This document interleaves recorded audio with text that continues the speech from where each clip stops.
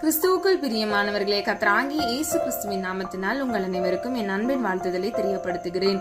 இன்று கர்த்தர் உங்களுக்காக கொடுக்கும் ஆசீர்வாத வசனம் பிலிப்பியர் 4வது அதிகாரம் 19வது வசனம்.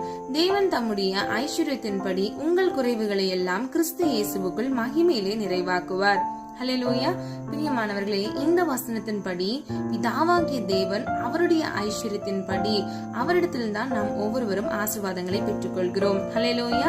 பிரியமானவர்களே, இன்னைக்கு உங்களுடைய வாழ்க்கையில இருக்கக்கூடிய குறைவுகளை கர்த்தராகிய இயேசு கிறிஸ்து நிறைவாக மாற்ற விரும்புகிறார்.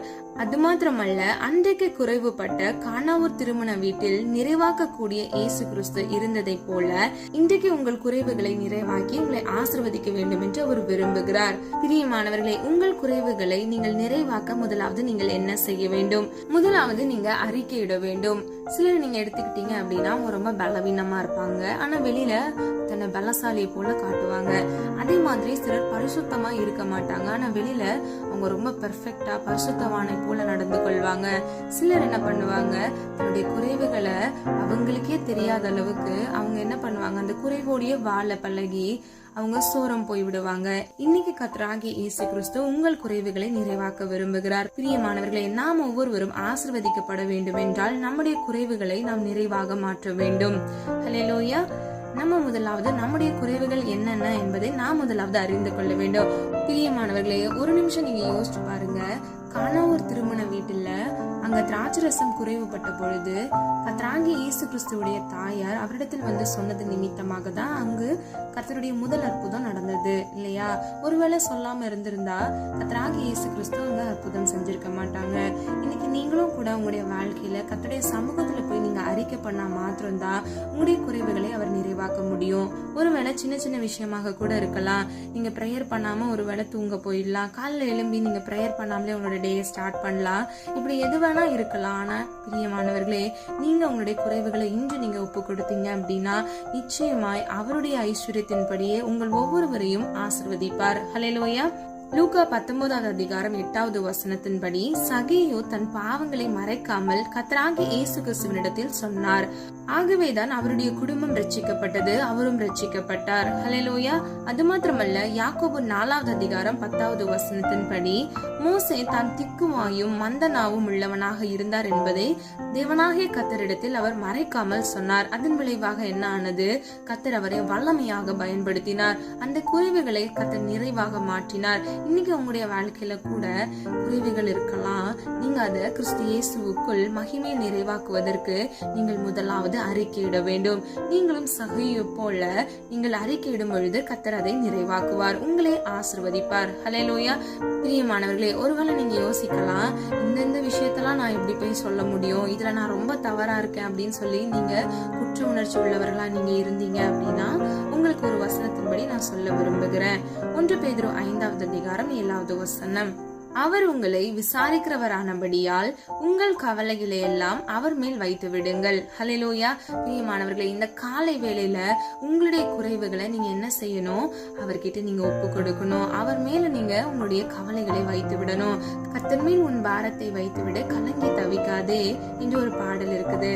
இன்னைக்கு கர்த்தர் உங்ககிட்ட அதை தான் சொல்ல விரும்புகிறாரு. உங்களுடைய குறைவுகளை நினைச்சு நீங்களே என்ன பண்றீங்க? கர்த்தருடைய சமூகத்துக்கு நீங்க போகாதபடிக்கு நீங்க தூர விலகி போகிறீங்க. அது கர்த்தருக்கு ஒரு நாளும் பிரியமில்லை. இன்னைக்கு நீங்க கர்த்தருடைய சமூகத்துல ஒப்பு கொடுங்க. முதல் பகுதியை பாருங்க. அவர் உங்களை விசாரிக்கிறவரானபடியினால். இன்னைக்கு யாரெல்லாம் உங்களை விசாரிக்கிறாங்க? நல்லா இருக்கியா, சாப்பிட்டியா அப்படின்னு சொல்லிட்டு எத்தனை பேர் உங்களை விசாரிக்கிறாங்க? ஆனா கர்த்தராகிய இயேசு கிறிஸ்து உங்களை விசாரிக்கிறார். ஹல்லேலூயா. பிரியமானவர்களே, அவர் உங்களை நேசிக்கிறார். அழைக்கப்பட்டவர்கள் அநேகர், ஆனால் தெரிந்து கொள்ளப்பட்டவர்களோ ஒரு சிலர். இன்னைக்கு இந்த காணொலியை கேட்டுக்கொண்டிருக்கிற நீங்க ஒவ்வொருவரும் தெரிந்து கொள்ளப்பட்டவர்கள்.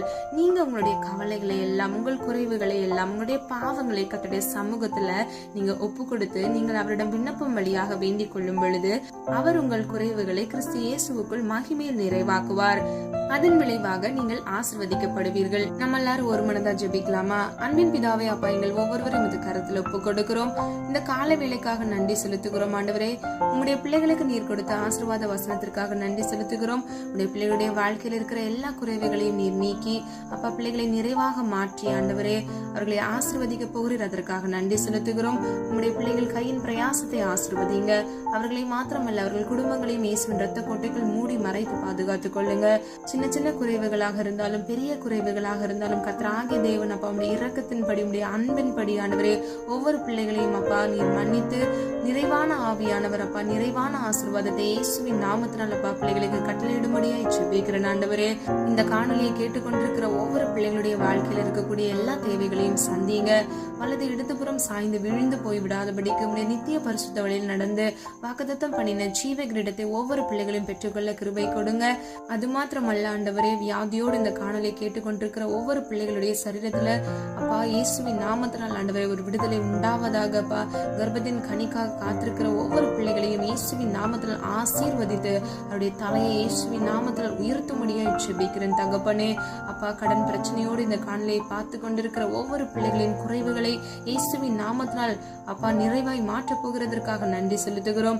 அவர்களை நீர் ஆசீர்வதித்து பிறருக்கு ஆசீர்வாதமாக நீர் மாற்றப் போகிறீர். அதற்காக நன்றி செலுத்துகிறோம். விசுவாசத்தோடு அப்பா நாங்கள் ஜெபிக்கிறோம். ஜெபித்த ஒவ்வொரு ஜெபங்களுக்கும் ஆமென்றும் ஆமென்றும் நாங்கள் பதில் பெற்றுவிட்டோம். அதற்காக நன்றி செலுத்துகிறோம். இந்த நாள் முழுவதும் ஆண்டவருடைய பிள்ளைகளோடு இருந்து அப்பா நீர் கூட இருந்து வழி நடத்துங்க. இயேசுவின் இரத்த கோட்டைக்குள் மூடி மறைத்து பாதுகாத்துக் கொள்ளுங்க. நம்முடைய நாம மாத்திரம் மகிமைப்படுவதாக. இயேசுவின் மூலம் ஜெபிக்கிறோம் ஜீவனுள்ள நல்ல பிதாவே, ஆமேன். பிரியமானவர்களே, இந்த வீடியோ உங்களுக்கு பிடிச்சிருந்துச்சுன்னா லைக் பண்ணுங்க, சப்ஸ்கிரைப் பண்ணுங்க, பெல் ஐகான் கிளிக் பண்ணுங்க.